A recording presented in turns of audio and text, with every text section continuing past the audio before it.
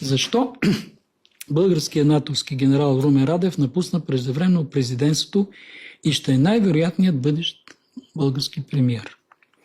Военен начал на държавата в период на безпрецедентна милитаризация на Европа и най-вече Източна Европа е най-добрата формула за партията на войната на Стария континент. Така че виждате кой е този външен фактор, който стои зад Румен Радев и който ще му помага да спечели изборите след известно време у нас.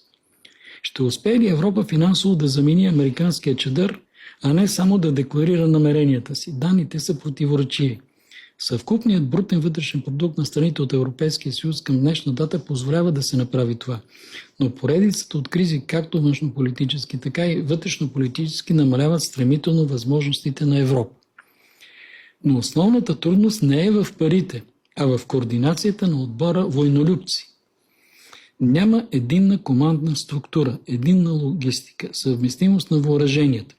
Финансовата готовност на Европа съществува като потенциал и може да бъде реализирана само тогава, когато външният застраховател в лицето на САЩ окончателно се скрие зад океана.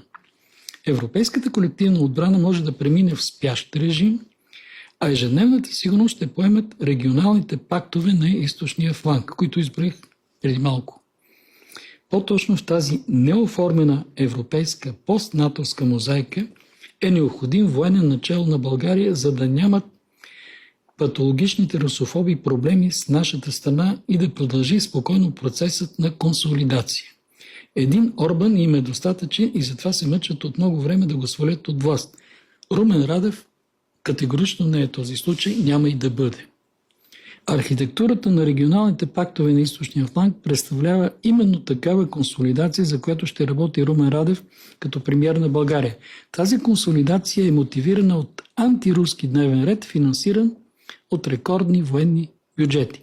Тоест, не би трябвало да има никакви съмнения, че един ден, ако Румен Радев стане премиер на България, той ще води релефна антируска политика. Въпреки че сега се опитват, особено някои негови привърженици, да му дадат някакъв такъв проруски оттенък, но това всичко за мен е лъжа и измама.